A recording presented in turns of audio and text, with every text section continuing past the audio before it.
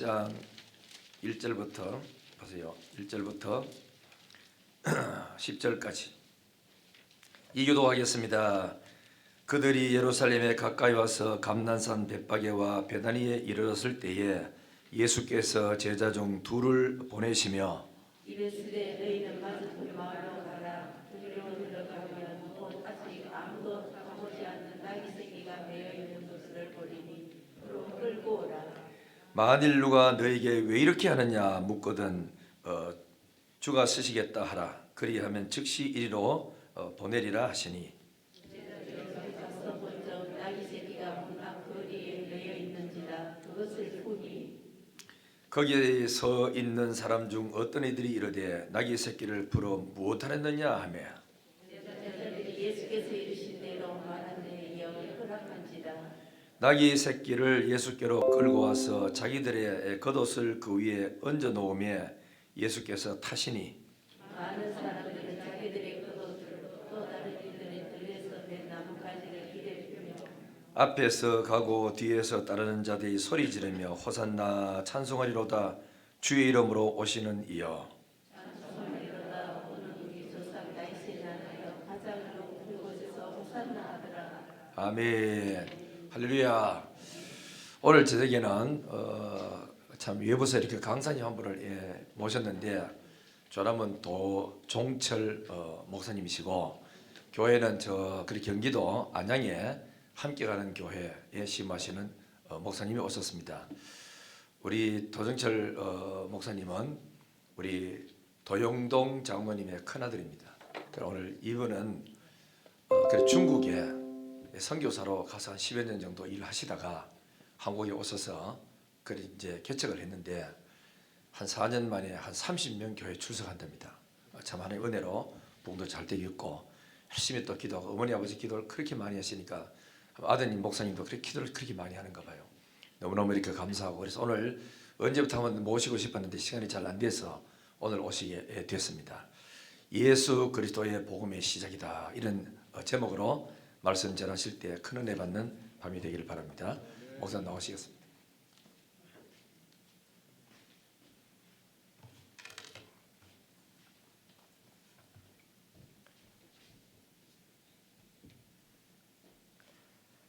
기도하겠습니다.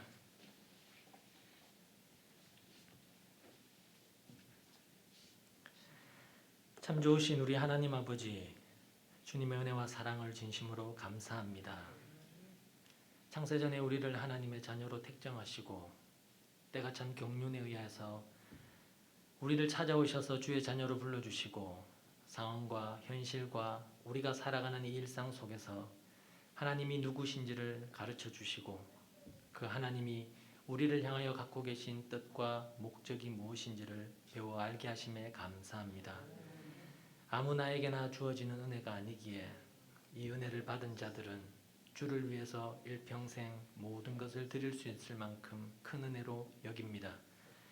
그런 은혜를 받은 자들이 이곳에 함께 모여서 주님의 이름을 높이고 주님이 어떤 분이신지를 배우며 그분을 사랑하고 그분의 뜻 안에 머물기를 소망하기 위하여 모였습니다. 주님 이 시간 우리를 주목하여 주시고 우리가 살아가는 우리의 각자의 삶의 형편과 처지가 어떠하다 할지라도 우리를 향한 하나님의 선하시고 인자하신 그 뜻은 변함없음을 기억하고 믿음의 이 여정을 끝까지 잘 걸어가는 온 성도들 되게 하여 주시옵소서. 부족한 종을 이곳에 보내셔서 주인의 말을 전하라고 세우셨습니다. 주의 뜻하심이 무엇인지 귀 있는 자는 듣게 하시고 그리고 마음 있는 자들은 깨달아 알게 하셔서 손과 발을 움직여 주님이 원하시는 뜻을 따라 살기를 소망하는 온 성도들 되게 하여 주시옵소서. 감사드리오며 예수님의 이름으로 기도하옵나이다. 아멘. 반갑습니다. 저는 도종철 목사라고 하고요. 목사님 설명해 주셨지만 저는 중국에서 사역을 하다가 나와서 경기도 안양에 개척을 해서 이제 한 횟수로 4년 정도 사역을 하고 있는 목사입니다. 이 자리에 제가 서서 여러분들과 어떤 말씀을 나눌까 고민하다가 주의 종이 주님이 보냈으면 주인의 말을 전하는 게 가장 바람직한 것이다 생각되어져서 거두절미하고 우리가 주님이 오늘 자기 백성들, 자기 자녀들에게 주신 그 말씀이 무엇인지를 함께 묵상하고 나누고 여러분이 기도의 제목들을 찾으셔서 여러분이 살아가셔야 될 그 삶의 현장 속에 하나님이 어떤 분이신지를 여러분의 손과 발과 그리고 여러분의 모든 현장 속에 실천해내시는 은혜가 있기를 주님의 이름으로 소망합니다. 예수님이 죽으시고 부활하시고 승천하신 후에 한 30여 년이 지났을 때 로마에 엄청난 화재가 발생했습니다. 그래서 그 화재가 온 도시를 휩쓸었습니다. 화재가 진화되어 갈 무렵에 로마시의 상당한 지역이 완전히 잿더미로 다 타버렸습니다. 얼마 되지 않아 로마 전역에 악성 소문이 돌기 시작했습니다. 네로 황제가 불을 지르도록 한 장본인이라는 것이었습니다. 물론 정부 당국은 이 일을 일축해버렸지만 소문은 잠잠해지기보다는 오히려 불길처럼 솟아오르기 시작했습니다. 정부 당국은 희생양을 찾기 위해서 혈안이 되어 있었고 마침내 그리스도인들을 제물로 삼았습니다. 많은 그리스도인들이 로마의 방화 혐의로 체포되어 구금되거나 처형되었습니다. 살아남은 그리스도인들은 카타콤의 깊은 지하 동굴로 숨어 들어갔고 더러는 목숨을 보존하기 위해서 해외로 도피해야만 했습니다.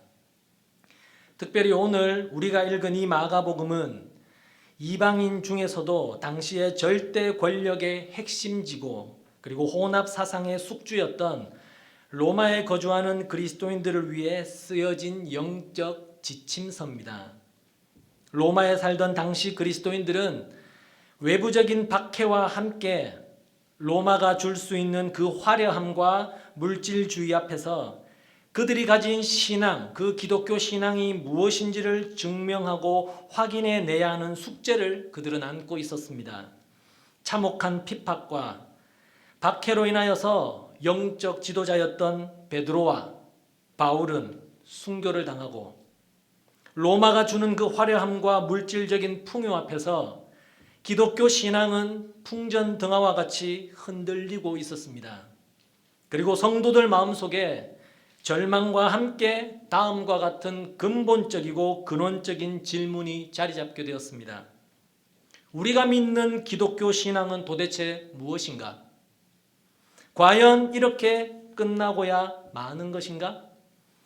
정말로 하나님은 살아계시기는 한 것인가? 살아계시다면 왜 우리에게 이런 고통과 어려움을 허락하시는가?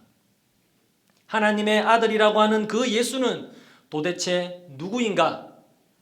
그가 우리에게 줄 것은 과연 무엇인가? 그런데 이런 일련의 사건들이 일어난 직후에 작은 책자 하나가 사람들 사이에 건네어지기 시작했습니다. 이 소책자는 이렇게 시작하고 있었습니다. 하나님의 아들 예수 그리스도 복음의 시작이라. 이 책이 바로 마가복음이었던 것입니다. 당시 1세기 성도들에게 정말로 필요했던 것은 화려한 로마의 번영과 성공이 아니라 자신들이 믿고 소유하고 있는 참된 기쁜 소식, 복음이신 예수 그리스도는 로마가 줄 수 있는 것과는 비교할 수 없을 만큼 크고 위대하다, 복되다라는 것을 깨닫게 하는 것이었습니다.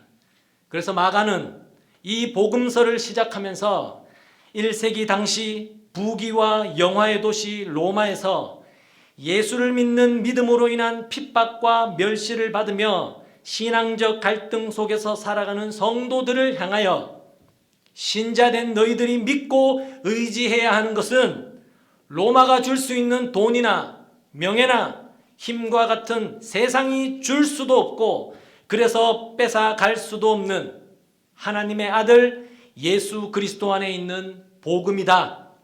이것을 이 복음서를 통해서 전하고자 했던 것입니다. 선교지에 있을 때에도 그리고 한국의 목회 현장에 있으면서도 피부로 느껴지는 것은 지금 마가가 쓴 이 영적 지침서가 오늘을 살아가는 많은 성도들에게 가장 필요한 것이 아닌가라는 생각을 하게 되었습니다. 예수 그리스도를 알고 그분이 주시는 참된 기쁨의 근거를 회복하면 그 기쁨이 나의 전 생애와 삶과 죽음을 주관하게 하는 놀라운 힘과 능력이 되지만, 또한 그 예수 그리스도가 주시는 참된 기쁨이 우리 안에서 사라졌을 때 신자라고 자처하는 사람들조차도 얼마나 탐욕스럽게 악랄하게 무서울 정도로 변할 수 있는지 마가는 이 지침서를 통해서 우리에게 경고하고 있는 것입니다. 사랑하는 성도 여러분, 부디 마가가 가졌던 이 확신 있는 기독교 신앙이 저와 여러분 안에 있어서 신자된 우리의 삶을 일평생 주님 앞에 서는 그날까지 인도해 주시기를 주님의 이름으로 간절히 소망합니다. 마가는 자신이 가진 이 복음, 이 기쁜 소식에 대해서 이렇게 시작을 합니다. 마가복음 1장 1절에서 우리가 읽었던 것처럼 하나님의 아들 예수 그리스도의 복음의 시작이라. 저자 마가는 기독교란 무엇이냐 라는 그 기독교의 정체성을 분명히 밝히면서 이 복음서를 시작합니다. 즉 기독교는 하나님으로부터 시작된다는 것입니다. 기독교는 인간의 감정이나 나의 뜨거운 열심이나 나의 의지나 내가 가지고 있는 뜻과 목적으로 시작되는 종교가 아니라 이 세상을 창조하시고 모든 것을 자신의 뜻대로 행하시는 바로 그 하나님으로부터 시작되었다는 것입니다. 이것은 아주 중요한 의미를 가지고 있습니다.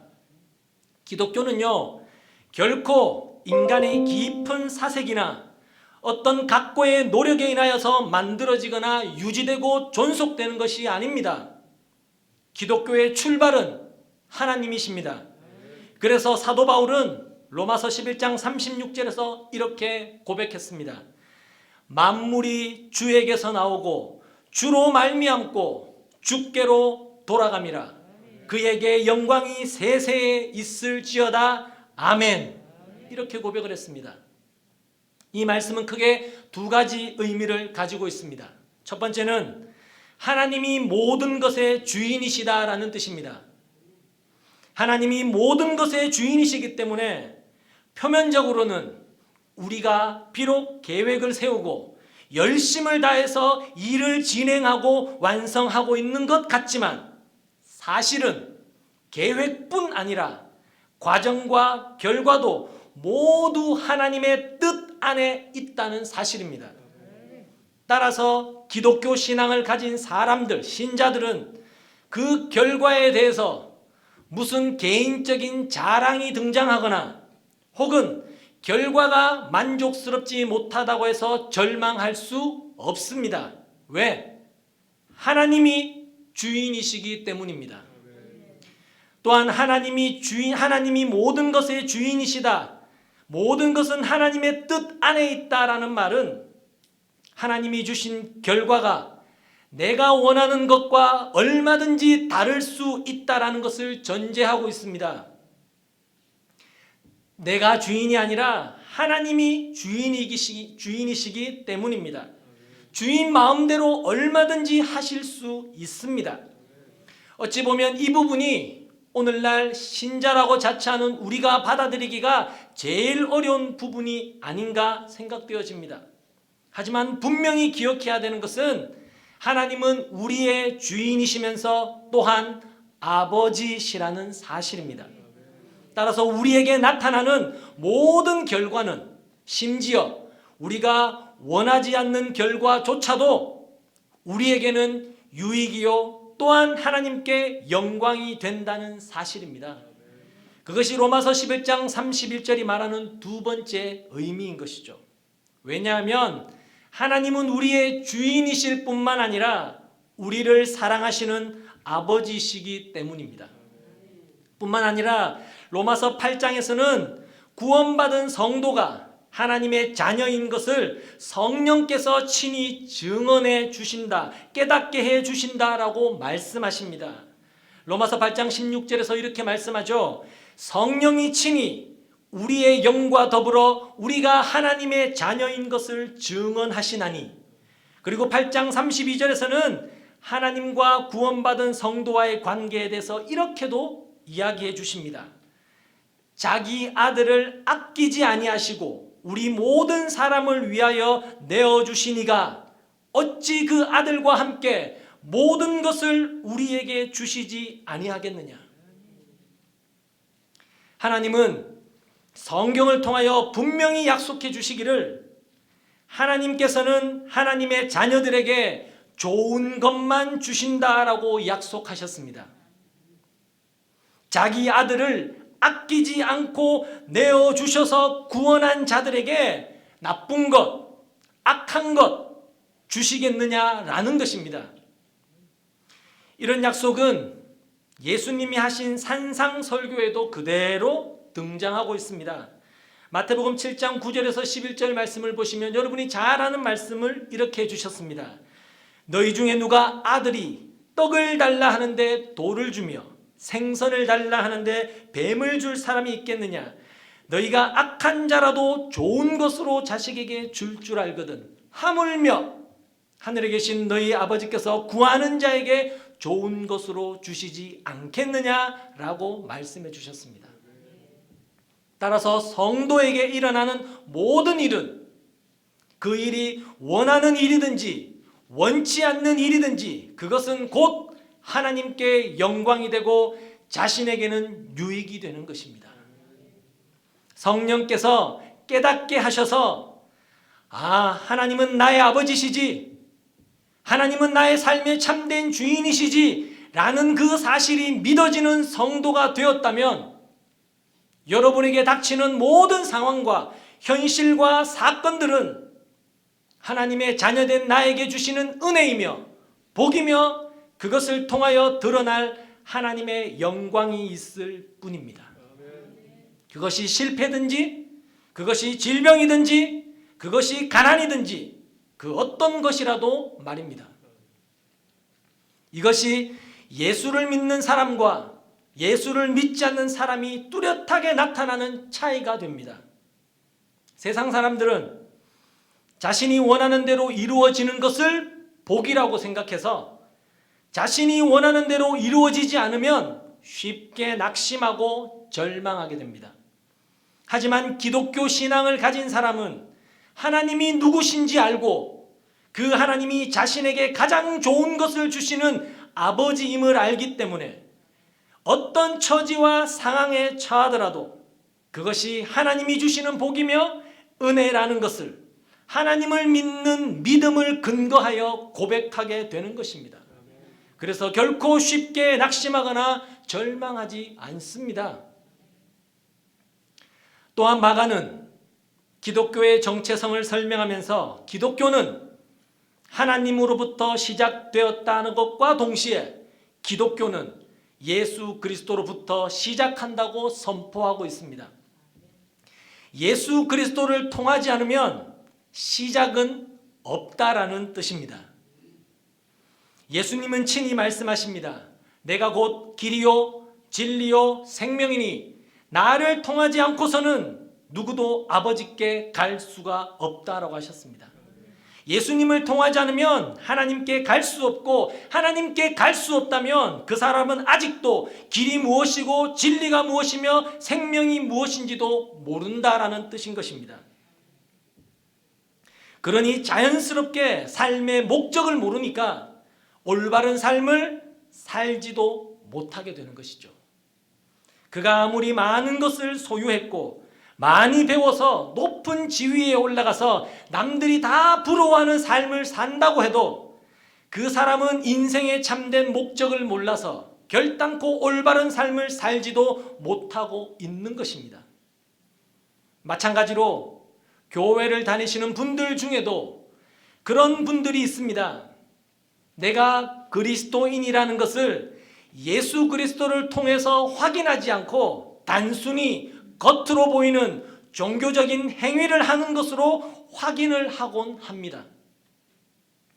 그러나 하나님께서는 선지자 호세아를 통하여 말씀하셨듯이 내 백성이 지식이 없으므로 망한다라고 단식하셨듯이 하나님의 백성이라고 자처하지만 하나님을 모르면 망하게 되듯이 하나님이 보내신 예수 그리스도를 통하지 않으면 결코 하나님을 바르게 알 수가 없습니다. 하나님을 바르게 알지 못하면 결코 하나님을 바르게 사랑하지도, 그래서 하나님을 바르게 예배하고 섬길 수도 없습니다. 하나님을 바르게 사랑하고 하나님을 바르게 예배하기 위해서는 예수 그리스도라는 안경을 통해서 하나님은 누구신가? 그분은 무엇을 원하시는가? 왜 하나님을 사랑하고 그분을 예배해야 하는지를 확인해야만 그분을 바르게 예배하고 바르게 사랑할 수 있게 되는 것이죠.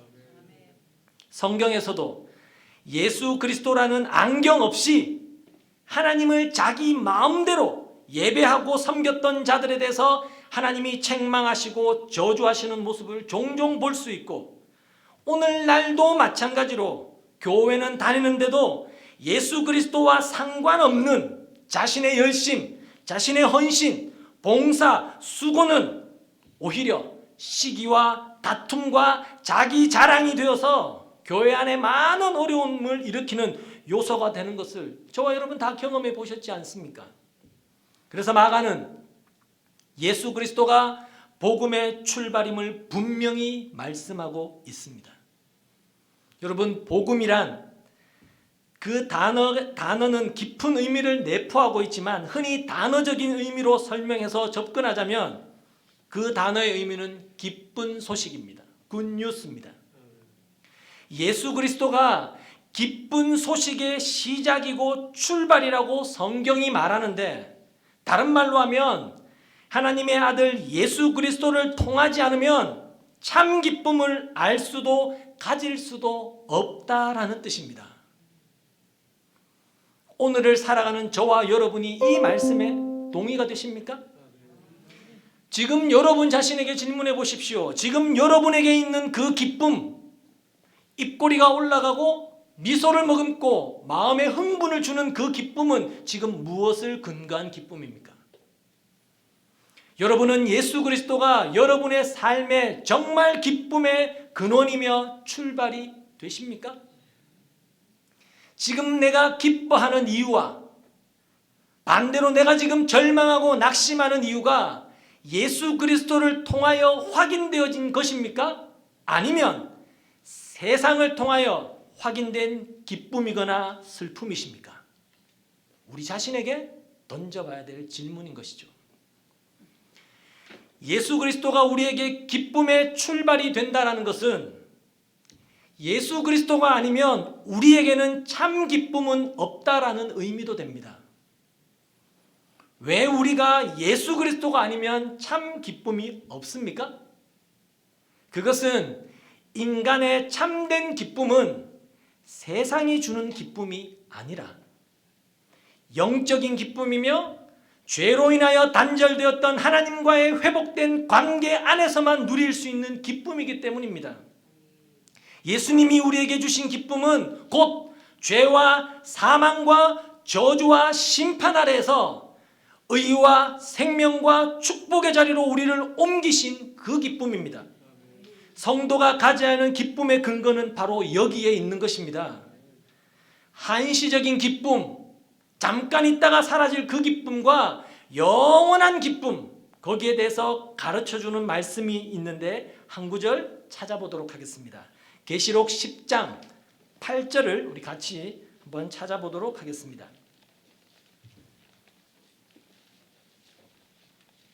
계시록 10장 8절부터 11절 말씀까지 우리 함께 합독하도록 하겠습니다.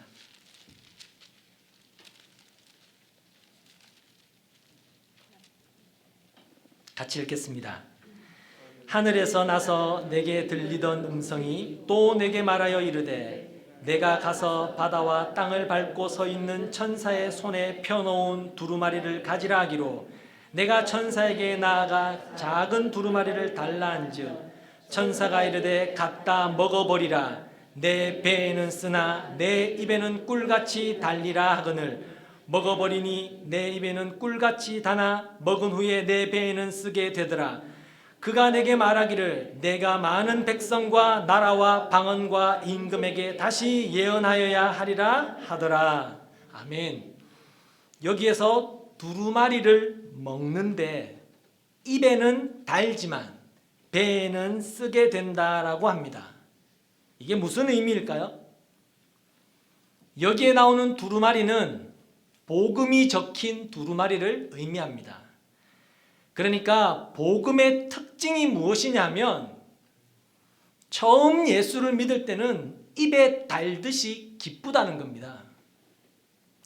예수님을 통해서 자신이 하나님의 그 저주의 심판을 받아야 함에도 불구하고 예수님을 통해서 하나님의 심판을 받아야 할 죄인임을 자신이 깨닫고 절규하던 그 자리에서 예수님의 십자가의 은혜로 죄 사함을 받고 구원해 주심에 감격스럽고 감사해서 기쁨으로 살아갑니다. 그런데요, 시간이 흘러가면서 서서히 그 기쁨이 식어갑니다. 왜냐하면 처음 받은 구원의 감격이 실제 그 자신의 삶에 녹아지기까지는 힘들고 아프기 때문입니다. 처음 예수를 믿었을 때는 모든 게 감사했지 않습니까?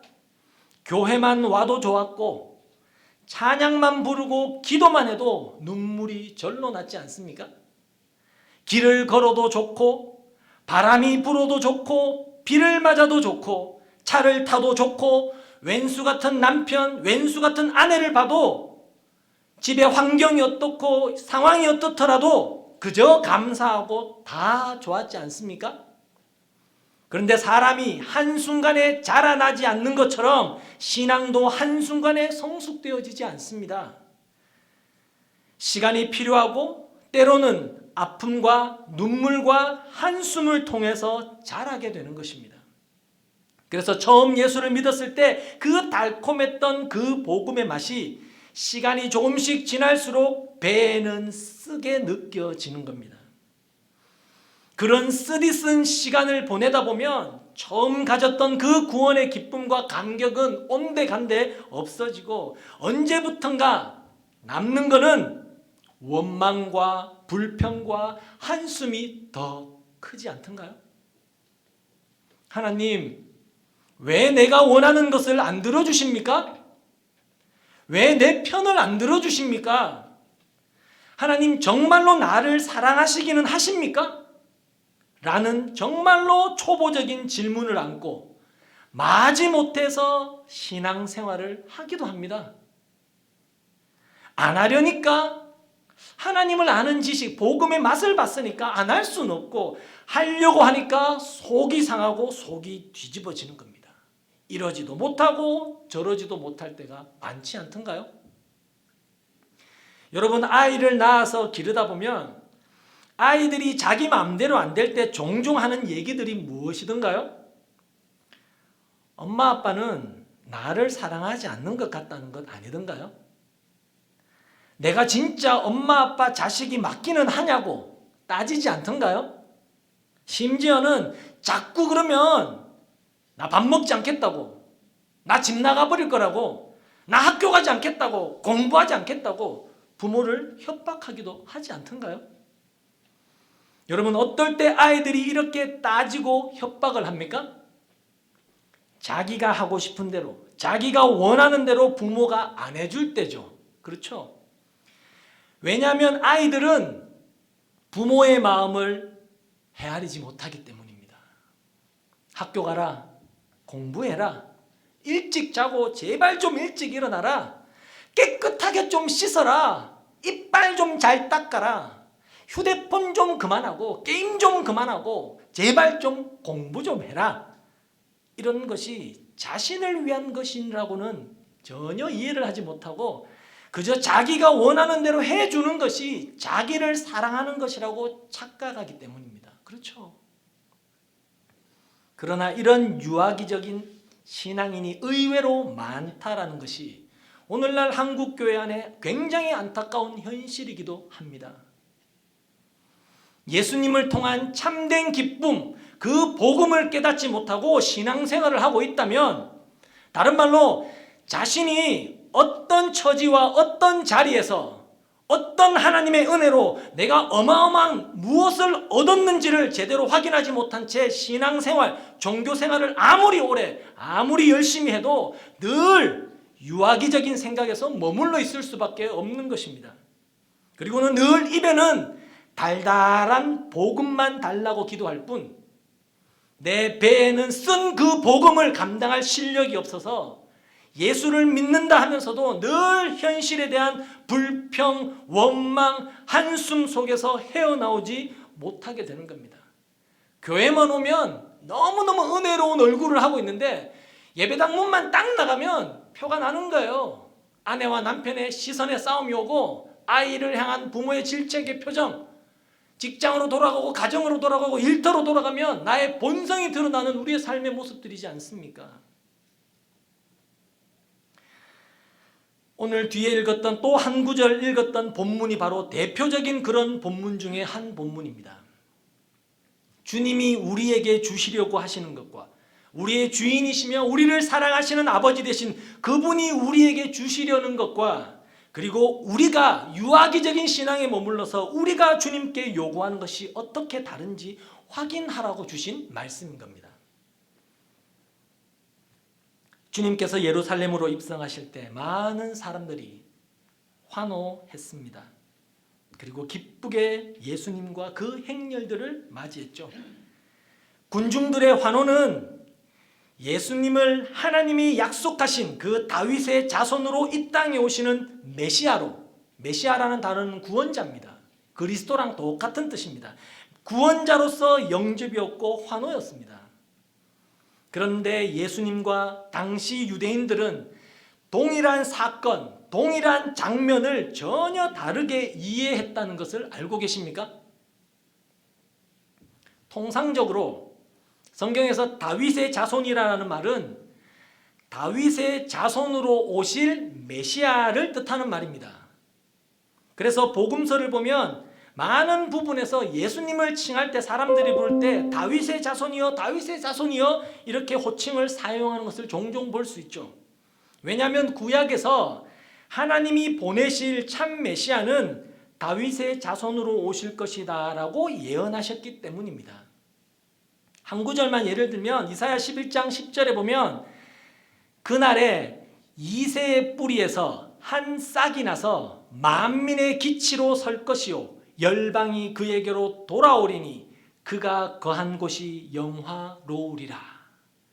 다윗의 자손으로 오실 메시아에 대한 예언하는 말씀입니다. 이와 같이 당시 유대인들이 가지고 있었던 메시아는 다윗의 자손으로 오신다라는 그런 생각은 바로 구약 성경의 예언을 근거한 것이었습니다. 철저히 성경적이었어요. 그리고 당시의 유대인들은 예수님이 세상에 등장하셔서 사람들을 가르치는 것을 보니까 당시에 지도자라고 랍비라고 칭함받았던 서기관과 바리새인들의 가르침과는 전혀 다르다는 것을 느꼈습니다. 심지어 예수님이 행하시는 이적과 기사를 보니 이분은 정말로 하나님이 약속하신 그 메시아구나라는 것을 확신하게 되었습니다. 근데 여기에서 우리가 확인해야 될 것이 등장합니다. 예수님 자신도 다윗의 자손으로 오는 메시아로 자신을 부르고 있느냐는 것입니다. 많은 사람들이 예수님을 일컬어서 다윗의 자손으로 오시는 메시아로 믿었는데 정작 예수님 자신도 자신을 그렇게 인정하셨느냐라는 겁니다. 복음서를 보면 예수님은 자신을 일컬어서 다윗의 자손으로 칭하시기보다는 한 단어를 써서 자신을 칭하시는 것을 볼 수 있습니다. 무슨 단어인지 아십니까? 인자라는 단어를 씁니다. 인자. 그렇다면 다윗의 자손과 인자의 차이는 무엇일까요? 쉽게 말하면 다윗의 자손은 구약 성경에서 메시아에 대한 보편적인 호칭이었습니다. 그러면 예수님은 왜 구약 성경에서 사용하는 그 메시아에 대한 이런 보편적인 호칭을 사용하시지 않고 특별한 호칭인 인자라는 그 호칭을 사용하셨을까요? 그 이유는 예수님 당시 유대인들은 메시아에 대한 왜곡된 해석을 가지고 있었기 때문입니다. 유대인들이 전통적으로 가지고 있었던 다윗의 자손이라는 의미는 하나님이 보내시는 메시아, 하나님이 보내시는 구원자가 가지고 있어야 하는 어떤 신적인 능력, 초자연적인 권세적 측면이 강조되어지는 칭호입니다. 즉 메시아가 가지고 있어야 하는 능력은 군사적이어야 되고 기능적이어야 되고 실질적인 파워였고 권세여야 했습니다. 그래서 메시아가 오면 무너졌던 다윗의 왕국이 현실적으로 재건될 것이다 라고 생각을 하고 있었습니다. 비록 지금은 자신들이 로마의 압제와 핍박 속에 있지만 구원자가 오시면 그 구원자가 가지고 있는 군사적이고 물리적인 그 힘과 능력으로 자신들의 원한, 자신들의 수모를 다 갚아주실 것이고 원수 로마를 완전히 짓밟아버려서 자신들을 가장 높이 들어서 세상에서 절대로 무시당하지 않고 모든 민족들의 부러움을 사는 민족으로 삼아주실 것이다 라고 믿었던 겁니다. 이것이 1세기 당시 유대인들이 가지고 있었던 메시아 사상, 즉 구원자 사상의 가장 기본적인 이해였습니다. 그러니까 그들이 생각한 구원이라는 것은 뭘까요? 죄로부터의 구원이 아니었어요.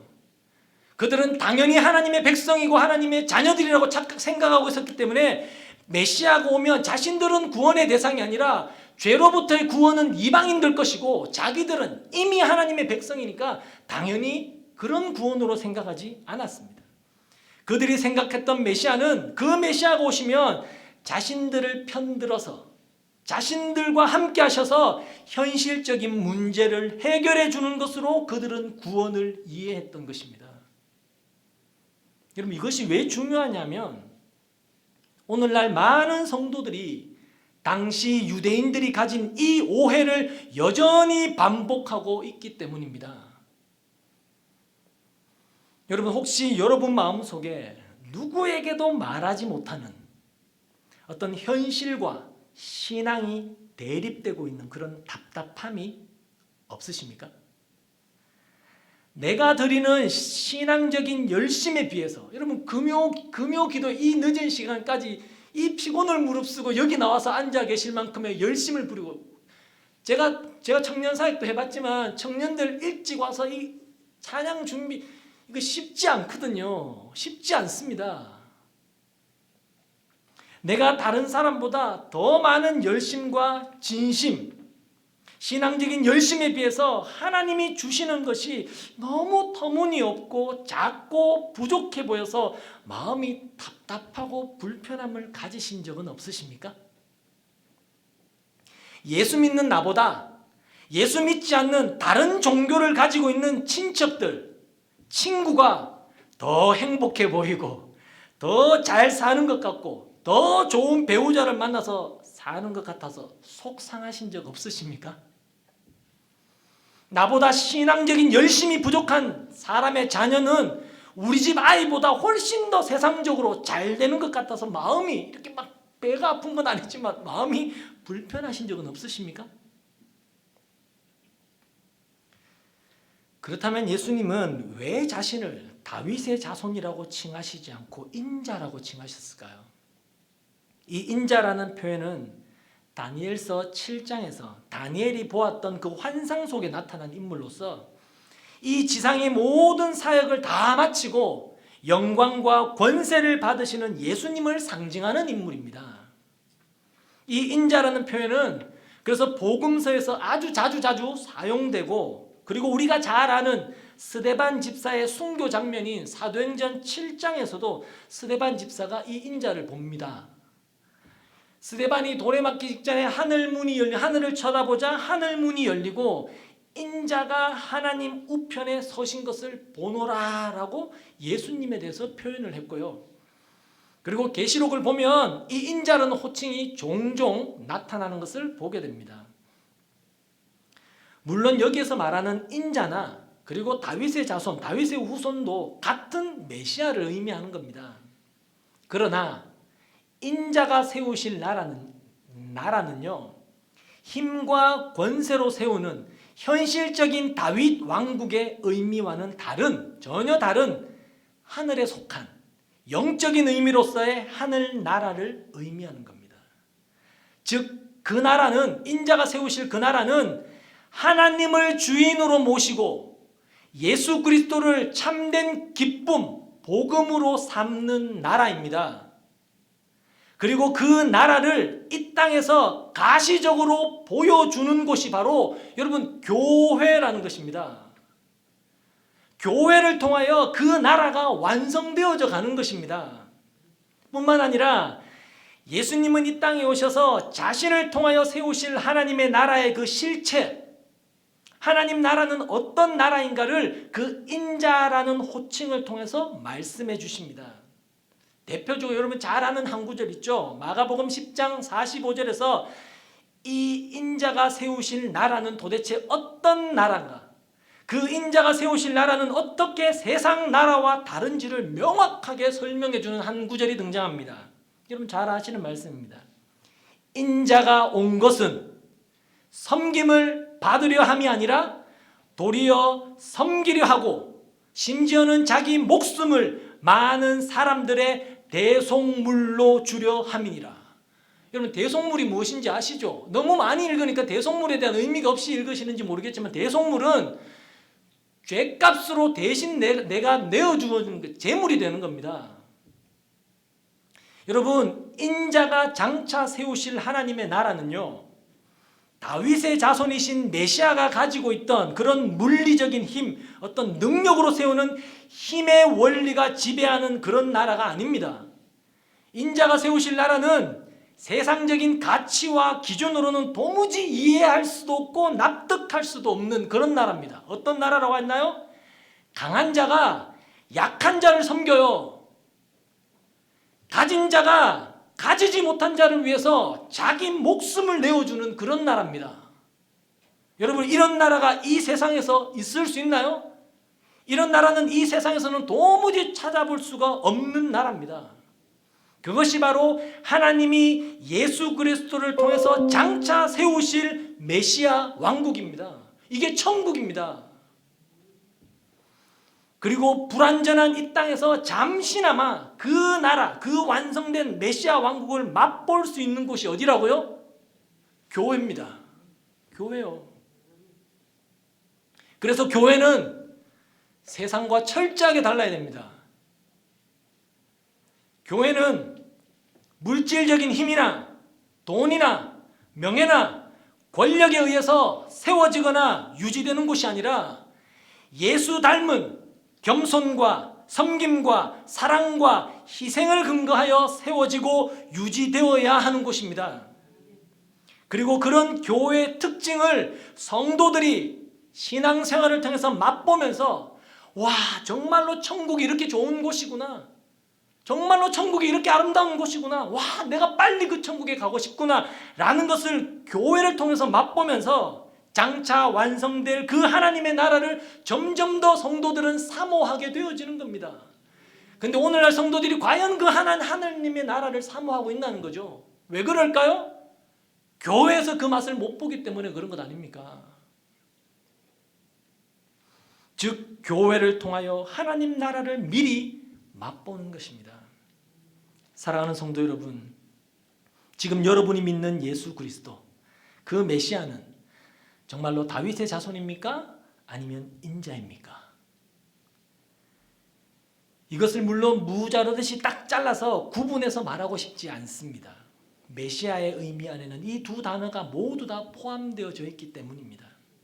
하지만 우리가 이 단어를 구분해야 하는 까닭은 예수님은 당시 사람들이 사용했던 그 다윗의 자손으로 자신을 칭하시지 않으셨고 인자로 자신을 칭하셨고, 그렇게 하신 이유는 예수를 믿는다는 것, 기독교인이 된다는 것, 그분이 우리의 구원자가 되신다는 것, 그분이 우리의 복음이며 기쁨이 되신다는 것을 제발 오해 좀 하지 말고 착각하지 말라는 메시지가 그 인자라는 단어에 담겨져 있기 때문입니다. 그래서 내가 믿는 예수는 다윗의 자손인지 인자인지 답할 수 있으셔야 하는 것입니다. 여러분, 이런 메시아에 대한 잘못된 생각은 이 백성들의, 오늘 본문에 나오는 백성들의 환호 속에서도 확인할 수 있습니다.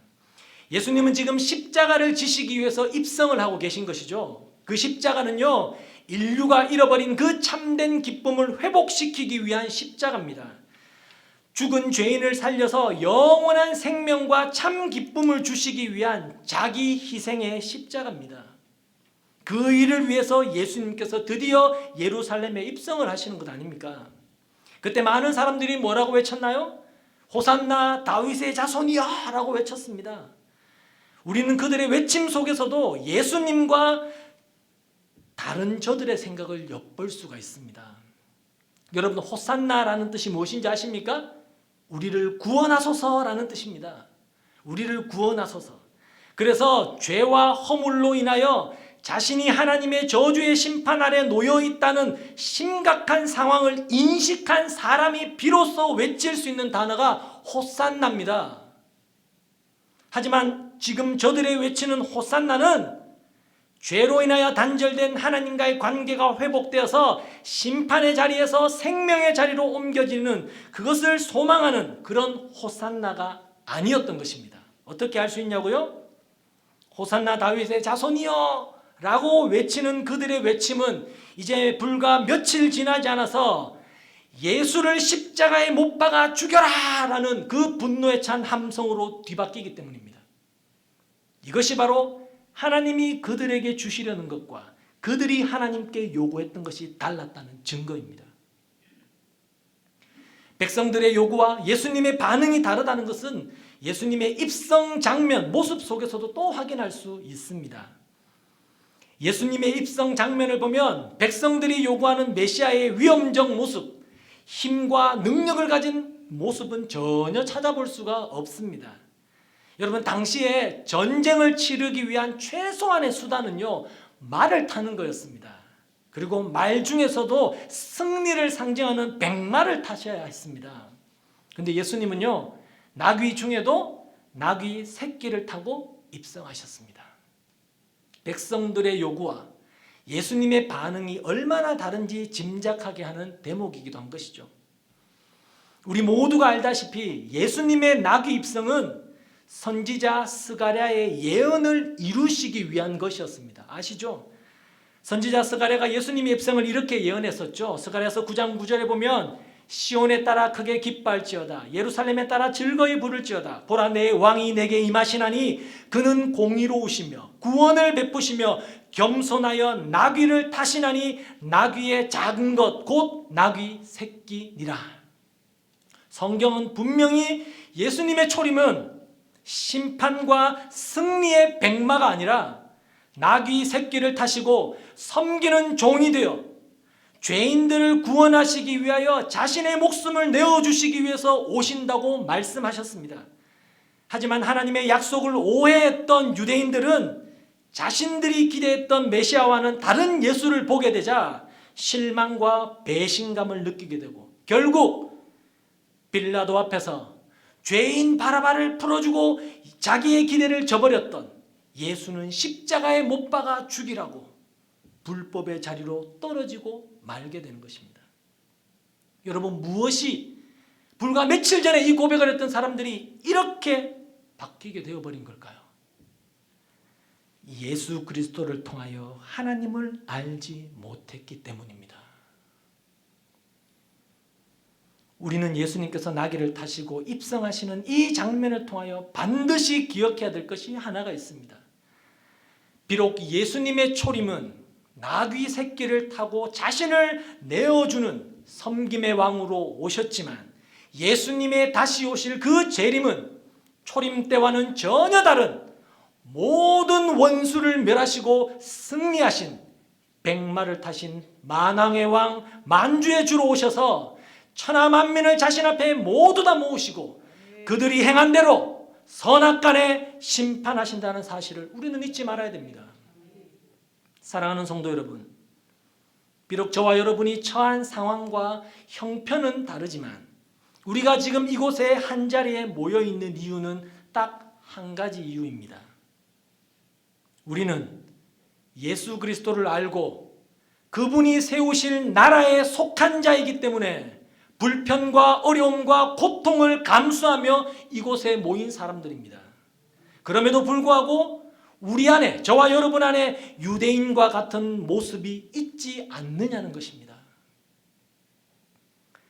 사실 이 말씀은 선교지에서 사역을 하면서도 그리고 한국에 돌아와서 목회 현장에서도 늘 저의 마음속에 고민되는 질문이고 갈등의 고리가 되는 말씀이기도 했습니다. 선교지에서도 그리고 목회 현장에서도 항상 천국을 맛보는 주님의 몸된 교회, 주님이 주인 되시는 그런 교회를 세우기 위해서 열심히 노력했고 지금도 하고 있습니다. 선교지에서 학생들과 함께 말씀을 나누면서 때로는 실질적으로 대립되는 그 신앙과 삶의 문제를 두고 치열하게 고민하며 함께 아파했었고, 그리고 한국에 와서는 하나님에 대한 사모함이 있는 성도들과 함께 하나님이 약속하신 그 말씀을 통하여 우리가 도대체 믿는 기독교 신앙이라는 것은 무엇인가, 믿음의 대상이신 하나님과 예수 그리스도가 누구신지를 배우면서 인생의 목적이 이런 것이고 하나님의 계획이 이런 것이구나라는 것을 확인한 그 기쁨과 감사를 누리면서 교회를 통하여서 인자가 장차 세우실 그 하나님의 나라를 조금씩 맛보고 있습니다. 감사한 일이죠. 그럼에도 불구하고 여전히 내 안에 오늘 본문에 나왔던 유대인들이 가지고 있는 오해된 생각은 쉽게 변하지 않더라는 것입니다.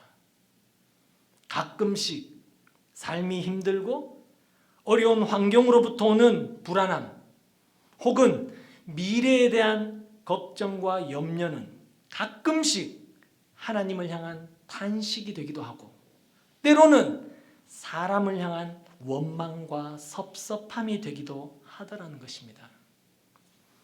그때마다 마음을 추스르고 다시금 확인했던 것이 바로 오늘 본문 마가복음 1장 1절, 예수 그리스도가 나의 삶에 주신 그 기쁨, 그 복음이 무엇인가로 다시 돌아가는 것이었습니다. 그 빼앗길 수 없는 기쁨이 내 안에 다시 확인하게 될 때 새롭게 이 믿음의 여정을 감사하며 걸어갈 힘을 얻게 되었습니다. 하지만 내 안에 복음이 되신 예수 그리스도가 약해지게 되면요, 언제든지 본문의 유대인들과 같이 나의 욕망을 성취하기 위한 도구로서 예수를 필요로 하고 그저 나를 위하여, 나의 치장을 위하여, 나의 자랑을 위하여 신앙의 열심을 낼 뿐이고 그 결과 겉은 거룩하고 화려하고 아름다워 보이지만 속은 썩어서 냄새나는 회칠한 무덤과 같은 바리새인적 신자의 자리에 제가 얼마든지 설 수 있다는 것을 두려움으로 갖게 되었습니다. 사랑하는 성도 여러분, 오늘 이 말씀이 우리 각자의 신앙을 진지하게 점검하고 오직 예수 그리스도가 우리의 참된 기쁨, 참된 복음이 되셔서 우리의 삶과 우리의 인생의 여정이 주님 때문에 기뻐하고 주님 때문에 만족하고 주님만을 소망하는 참된 신자가 되시기를 주님의 이름으로 간절히 소망합니다. 기도하겠습니다.